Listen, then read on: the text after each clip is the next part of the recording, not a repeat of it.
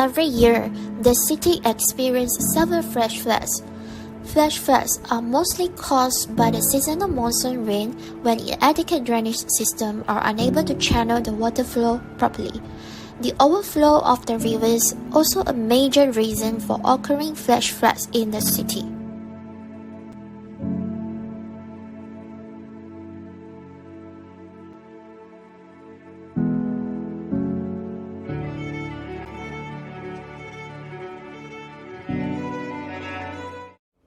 Our peninsula is sinking.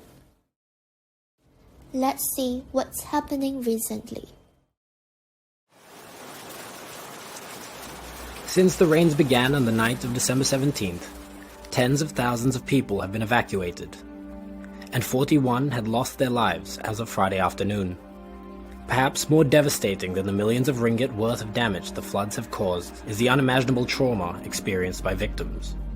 Homes lost, businesses brought to their knees, families forever broken. So, how did we get here? FMT takes a closer look at one of Malaysia's worst natural disasters in recent history. On Friday night, December 17th, reports began to trickle in about heavy rain in the Klang Valley, Negeri Sembilan, Perak, Malacca, Pahang, Terengganu, and Kelantan. Some flooding had already occurred in the latter three states from rain that had been pouring in the days prior. But nothing could have prepared any of the states for the kind of rainfall they were about to experience. As dawn broke the following day, with buckets of rain still pouring in many areas, some semblance of the scale of the developing crisis became clear. Pictures began to spread on social media of cars almost totally submerged in parts of Selangor. Highways became backed up with vehicles, with some people choosing to camp out in their cars rather than risk driving through the rising water. Similar reports filtered in from parts of Kuala Lumpur and Pahang. There are many types of flooding which fall under three main categories. The first results the overflow after heavy rain. A river can burst its banks, the water can engulf entire valleys far from the precipitation zone. Other tributaries hold the flow of water, worsening the deluge further downstream. The second type of flooding involves the accumulations of water in lowlands. In normal weather conditions, the water is absorbed into the ground and merges with the water table. When the ground is saturated, the water builds up in low-lying areas. The third type is caused by urbanization in flood-prone areas, as water passing through drainage system can accumulate in low-lying zones. This effect is worsened by the coverage of land with buildings and impermeable surfaces such as concrete.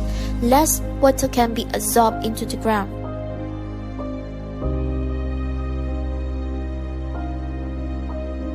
Climate change. The world is facing climate emergency, so does Malaysia, especially at the urban city. It has certainly impacted Klang Valley area due to urban heat island effect and overpopulation. We have to confront hotter temperatures and erratic weather patterns. We can clearly see the increased incidence of flash floods, storms, and landslides. According to NASA, average surface temperature of the planet has risen about 0.9 degrees Celsius since the last 19th century. This change is driven largely by the increased carbon dioxide and other human-made emissions into the atmosphere.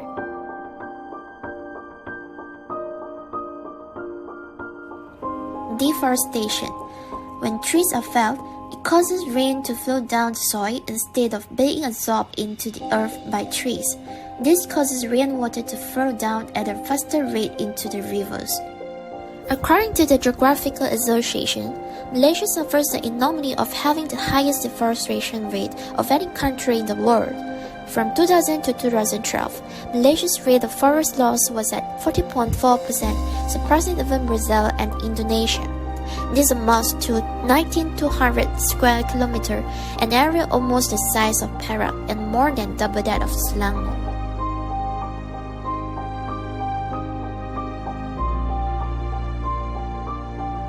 Sudden release of impounded water. A rapid flooding of water over land caused by heavy rain or sudden release of impounded water, example dam or levee break, in a short period of time. when dam water level reaches critical height and water must be released out. The flow will reach majority of river in Klang Valley areas.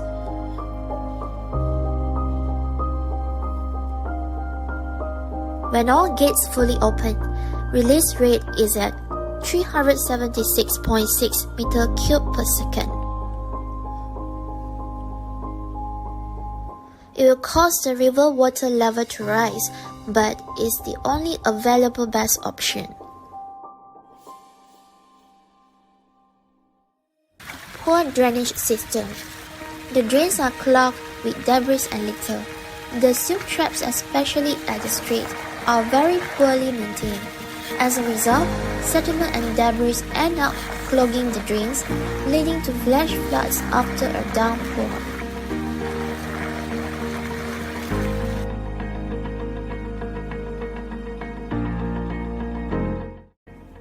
Sponge City, the nature-based solution.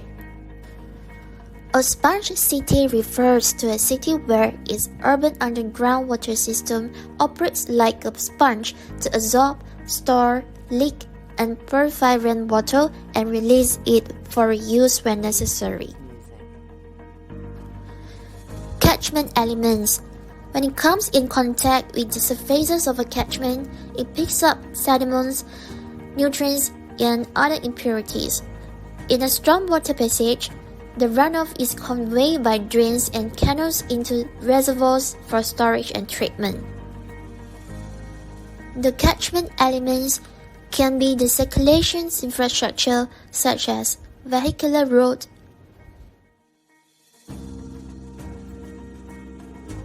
pedestrian or bicycle path,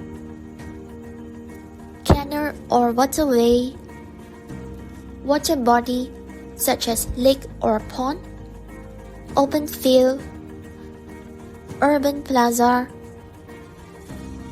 building or structures. Strategy number 1. Bioretention. Bioretention is an important technique that uses soil, plants, and microbes to treat stormwater before it is infiltrated or discharged. Strategy number 2. Bioswales.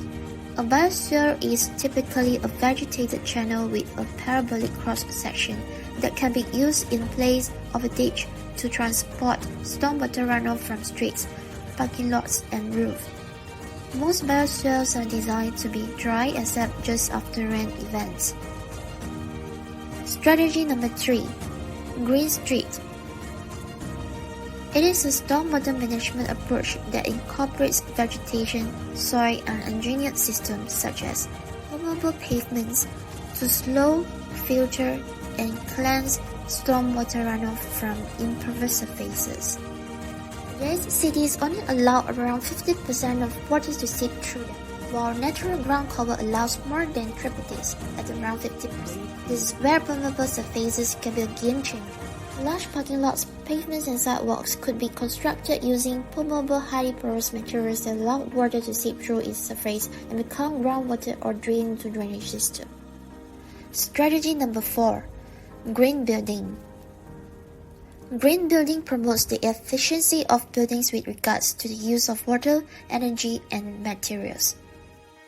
Rainwater runoff can be first collected and cleansed on the roof, then channeled to the lower levels.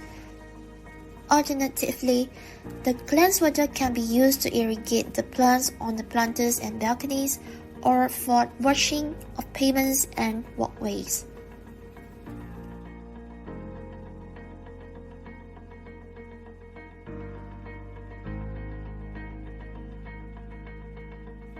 In Singapore, there are many buildings emphasized as green buildings which feature greens at the rooftop, sky garden, balcony, planter box, building facade, and ground level greenery.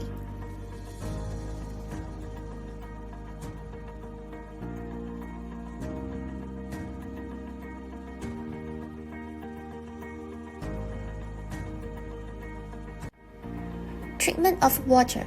ABC Water Design Feature.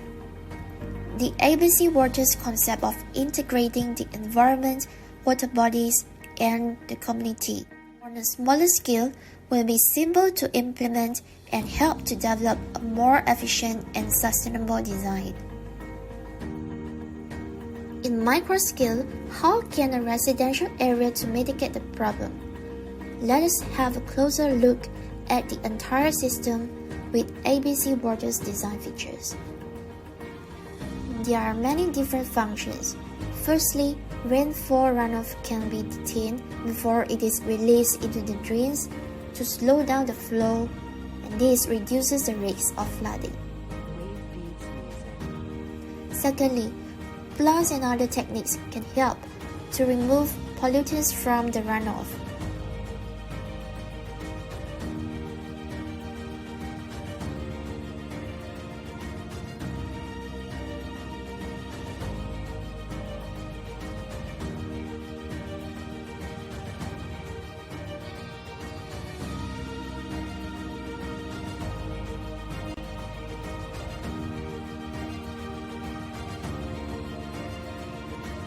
The water that released towards the canals and reservoirs is now clearer, and there's a reduction of algae.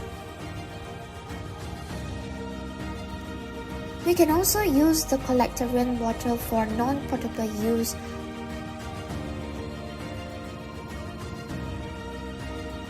to irrigate the landscape within the area.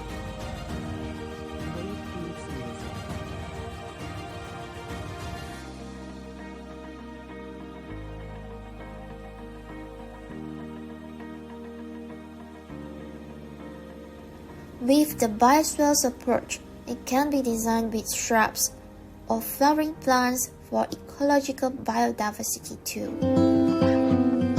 Last but not least, it is important to have flood risk assessment, which involves the development of flood risk map to understand the hazard, effects, and ensure the public safety.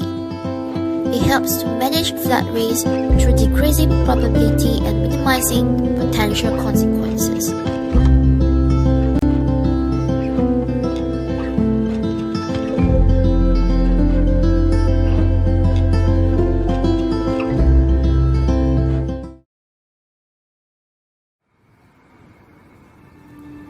This month, we have witnessed the severe hits of flooding in the Peninsular area, which caused loss of life, property damage, and broken families.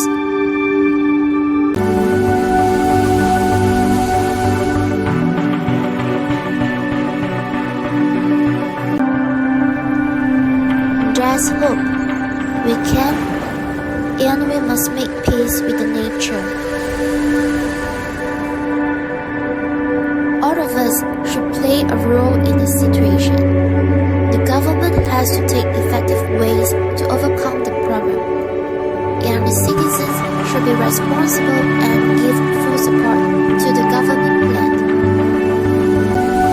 By individual, we can create a small difference, but together we can make a big difference.